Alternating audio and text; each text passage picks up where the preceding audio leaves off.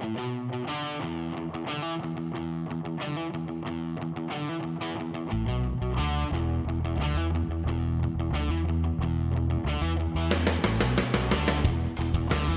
first we're going to look at the karate style of throwing the roundhouse kick.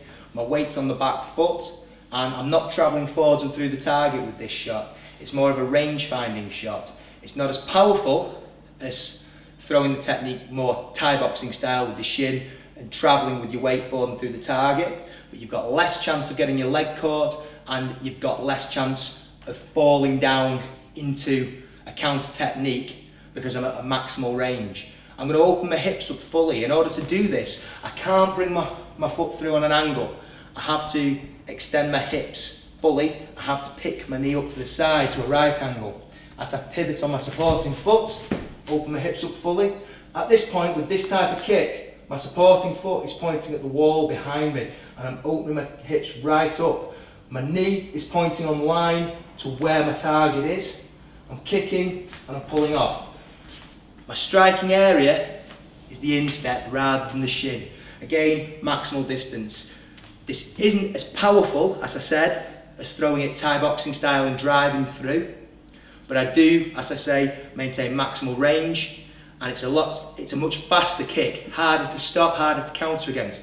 And don't forget, your leg is still a lot heavier than your arm. Even one of these shots, if it connects on the line of the jaw, can cause a knockout. So from here again, my knee comes up to the side, and think of it, rather than throwing through the target when we're throwing the karate kick, more a scissors motion here, boom, or throwing up to the head.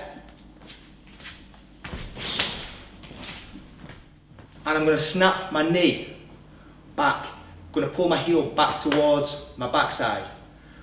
From that position, I've got other options. So from here, if he decides to move in, I can check. I can turn to a side kick, I could come low, many things, okay? Or, you know, if he's to rush me, and I've got my knee here, I can at least sort of just hop in and check him and get to this kind of position, start working through for clinch or whatever. So one more time, the knee up to the side, a full pivot on this back foot. It's going to do a 180, my toes are going to be pointing directly behind me. I'm looking to open my hips up to the maximum. I've got my weight on the back foot. Kick, extend, snap off, and pull back down. I'll show it speed on the pads in a moment. So the other main way of throwing the roundhouse kick is more like the Thai boxers throw. So this time, instead of coming around at such a sharp angle or opening my hips up fully, I'm not. I'm going to throw my leg on a much tighter angle. This is going to be a lot more powerful though, because this time I'm going to travel forwards and through the target. I'm going to take this front foot forwards and through on a 45-degree angle, as I would if I was throwing my big right hand. As I step through, I'm already on the ball of the foot. I do still pivot from here to an extent, but I'm not interested in opening my hips up fully. I'm at a much tighter range and I'm coming up on a very tight diagonal angle. My leg is like a limp dead weight this time, so instead of being very controlled and precise and thrown like a whip, this time it's just thrown like a limp dead weight until the point of impact where I'm going to tense my muscle, turn my hip over and drop my weight into my supporting foot as the heel comes through. So I'm stepping here, that last moment I'm rounding the inside of my shin into my target. I'm hitting definitely more with the shin bone now, the heavier bone, as opposed to the instep. My target could be the outside of the leg, or I can throw off the inside to the inside of the leg. I can come up on an angle into the floating ribs, or I can throw high and take the leg right through. We'll have a look at that in a moment. But the basics, I'm stepping forwards and through the line of my target again. My front foot steps through on the angle already. I do pivot slightly with the heel, but maybe my foot's only going to turn to 90 degrees instead of the full 180.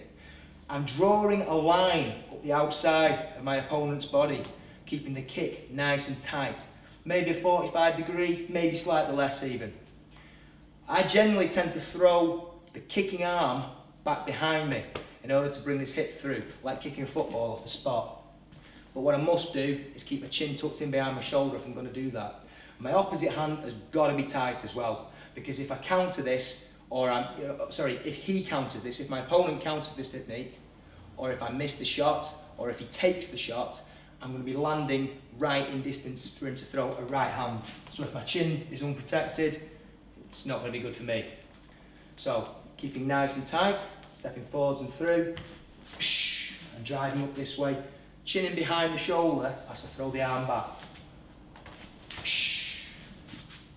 Into the ribs, into the leg.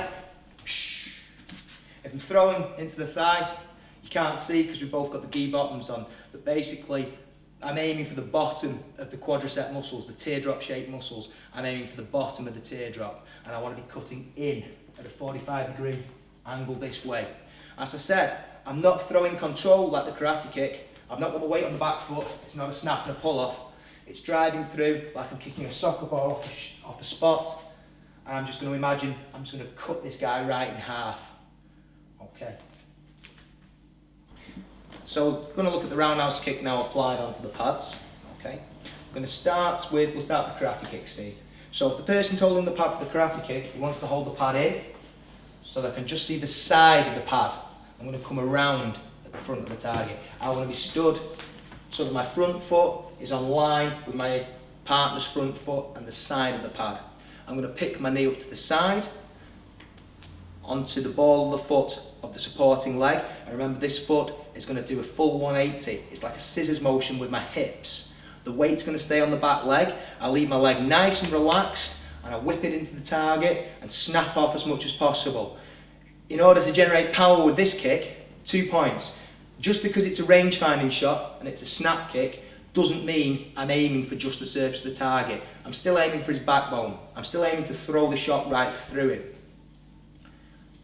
The second point is I need to be relaxed and I need to pull off sharply because I want as much of this energy transferred as possible. It's not a power shot, I'm not driving my weight through, so I need maximal velocity and a really sharp pull off if I'm going to get any kind of shock or power into this kick.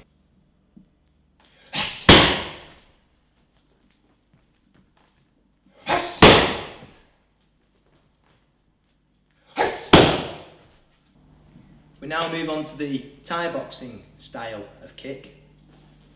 This time my opponent is going to hold the pad. We'll throw it to the body to start with, Steve. Okay. He wants to angle the pad down though now at a 45-degree angle, because remember, I'm not coming around now, I'm coming up into my target, drawing a line up the side of the body, and the angle gets narrower until my shin makes the impact. It's the heavier bone now. I am leaving my leg like a limp dead weight until that moment of impact.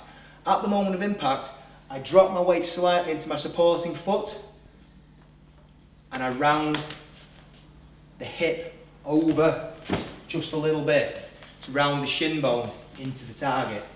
I'm also travelling with this technique. I'm stepping forwards and through.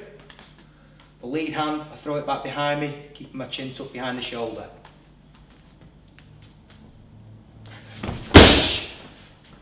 You'll notice I don't get the same kind of pop or snap on the pad that I did when I threw the karate kick. It's a completely different type of energy, but I guarantee the person holding the pad is going to feel that transfer through a lot more.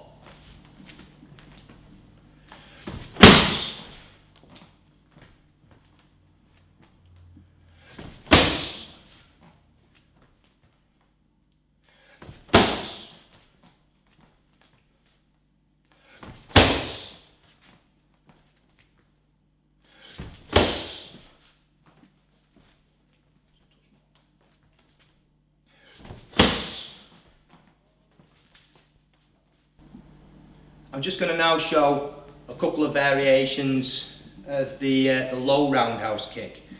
The first one, exactly the same as the body kick, just simply my target is different. Instead of being the floating ribs, I'm now looking for this point here at the bottom of the quadricep muscles. Again, coming up on a 45-degree angle, travelling forwards and through my front foot, and driving through, hitting with the shin.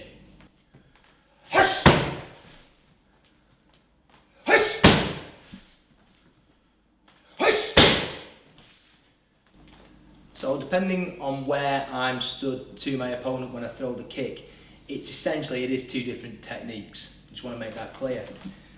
If I already have a little angle on my opponent, I'm already at my 45 degrees, I will throw the Thai kick static, just driving in from here. If, however, I'm firing in and chasing an opponent as he's moving back, for instance, and I need to travel with the technique, my foot's going to move forwards and through as if I was throwing my cross, and I'm going to fire in this way.